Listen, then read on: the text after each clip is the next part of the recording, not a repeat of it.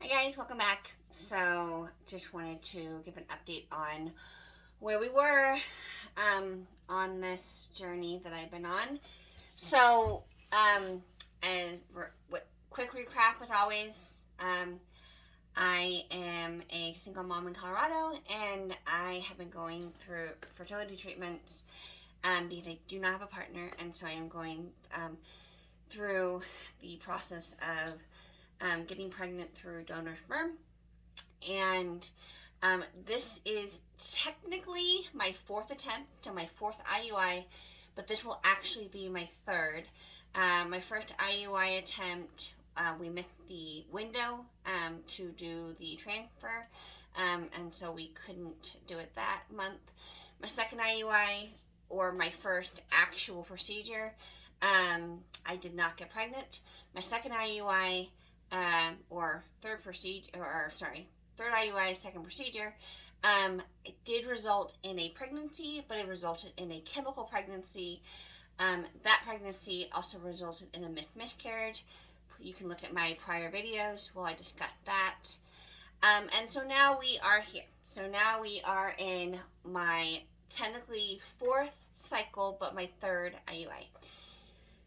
So after the miscarriage, I decided, we've had the three opportunities so far to get pregnant.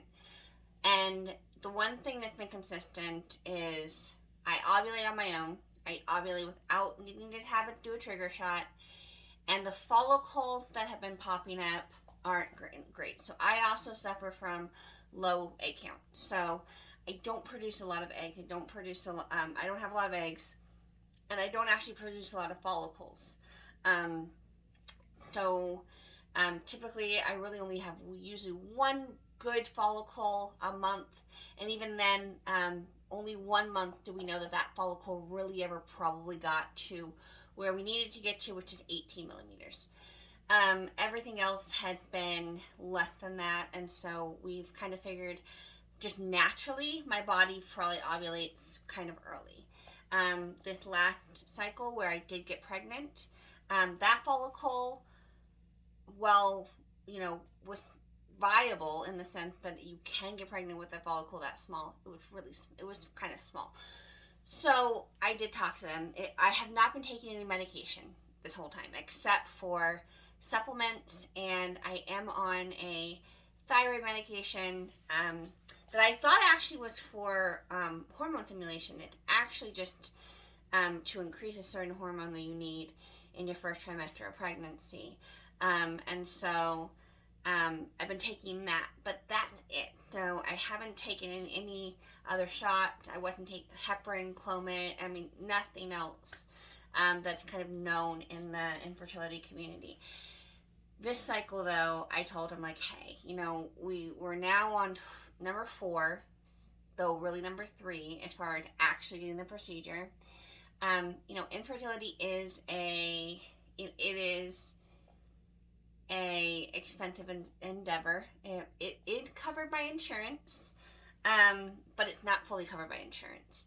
And like, for example, the sperm side of things, that's not covered by insurance. I have to pay for that myself, and it's out of pocket, and it's actually kind of expensive for an itty bitty sample. So it does get quite costly doing this, and so I don't want to keep doing this and keep putting money out if naturally my body is not producing the kind of follicles we need to, and not getting those follicles to where they need to be to make sure that I have a healthy, viable pregnancy. So we did do Clomid this cycle. So I am currently day 9. So I started my cycle 9 days ago. It's a very short cycle, which makes complete sense given the fact that I did have a miscarriage, and I did have a pregnancy, which throws your hormones off, throws everything off. It's why I still have the skin of a 16-year-old, even though I'm a month post my miscarriage, and I'm 2 weeks post my miscarriage procedure that I had to have. where we finally were able to get rid of all of the remnants of the pregnancy, and my hormone level went down. But I still have this kind of a 16-year-old. So, so I'm still going through a lot. So I did have a cycle. So that started. It was abnormal for me, but I had one, and so now we're starting the next cycle. So tomorrow I go in for my follicle check, my cyst check, just to see where everything is. So I have no idea how the Clomid worked yet. I don't know how many follicles there are. I don't know if there is any follicles. I don't know anything. I did have to take an ovulation test today, and the ovulation test went low. So I'm not ovulating, and so basically I just take a test. Now, given the fact that we are on a medicated cycle, this one should be a little bit more controlled. So we should have a little more control over when I trigger, when I ovulate. We should have some more maneuvering on this one. But I don't know yet. Tomorrow's the big kind of where we are. So yeah, I'm excited. Really hopeful that, this is it. This is what will be a successful pregnancy. I jokingly say I've kind of gone through everything else so far. I've had the emotional, feeling of we missed the window, we missed the opportunity. That was really emotional for me because I had finally, we were finally there. I had made my decision in November that I'm going to do this process. I met the doctor in January. We'd done all the tests in February. We weren't able to do it in March because we just didn't have everything in place. April was here and we finally had everything in place. It was going to happen, and then it didn't. And then, so I've been through, we just missed the window because my body didn't cooperate. I've been through, had the IUI, went through the procedure, didn't get pregnant. So I've, had the emotional of, nope, there's no pregnancy, got the blood test, there's no nothing. And then I've been through the immense roller coaster of thinking I wasn't pregnant to, oh my gosh, I'm pregnant, to I'm going to lose this baby, to I lost this baby, to not only did I lose this baby, but now I have remnants of this baby, and I now have to have a very invasive procedure to get rid of the remnants of what would have been a baby. And that, so I've gone through that emotional journey. So hopefully this time we will be looking at good follicles, good healthy swimmers that will result in a healthy pregnancy. So anyone who had Clomid before, again, basically it causes hyperovulation, essentially. Basically it causes me to ovulate and kind of hopefully bring a few more follicles, because if you don't know about biology, and I have a very rudimentary understanding of it, so please, I'm not an expert, but basically you always have follicles. Like every time a woman ovulates, there's multiple follicles.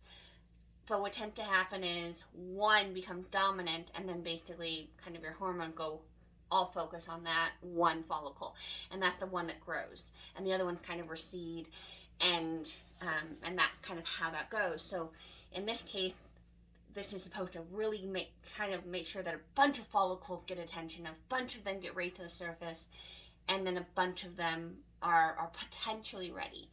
Now, obviously, taking fertility medications, increases the risk of multiples.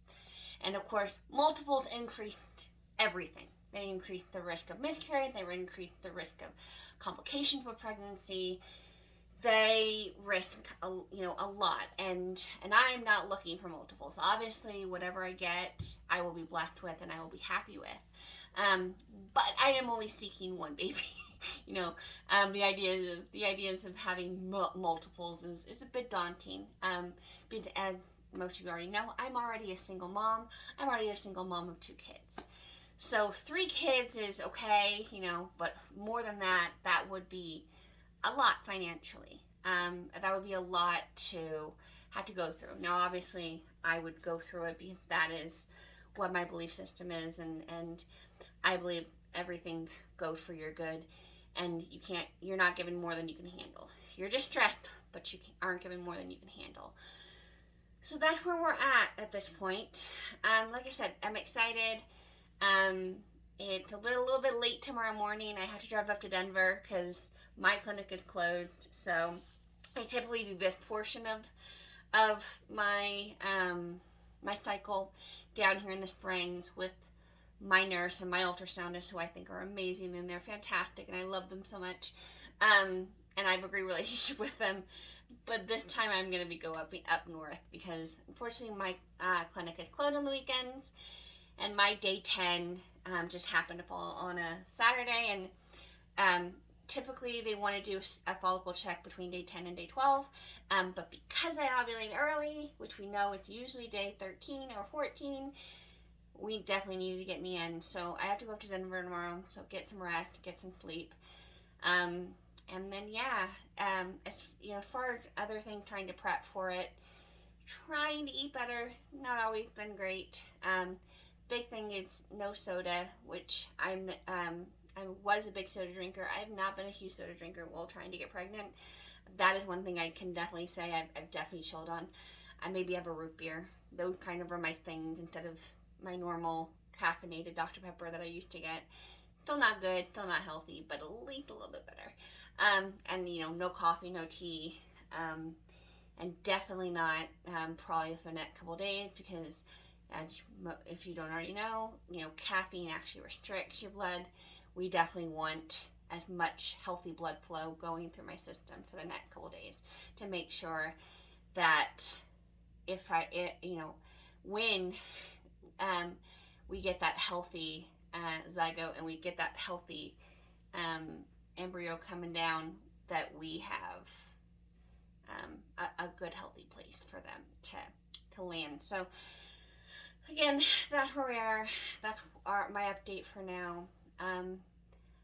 I hopefully it works, and that's the big thing. And I will keep you guys apprised on the journey for those who are following. And like always, if you could do me a solid, like, subscribe, comment on the video. Very incredibly small channel, right now.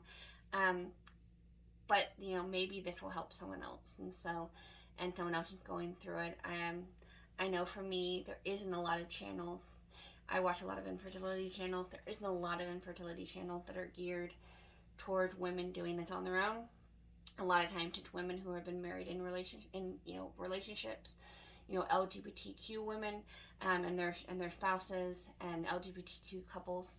That a lot of what gets focused on this, and I haven't noticed a lot of women who are single by choice, probably because of the social norms and the typical frowned upon nature of the idea of having a child by yourself, rather than having a child with a partner and then co-parenting with a partner. This idea of intentionally having a child by yourself is still kind of an odd idea for a lot of people. So yeah, please like, subscribe, share this on social media. Just get the word out. I'd appreciate you guys. I love you all. You guys know that. So take care. Bye.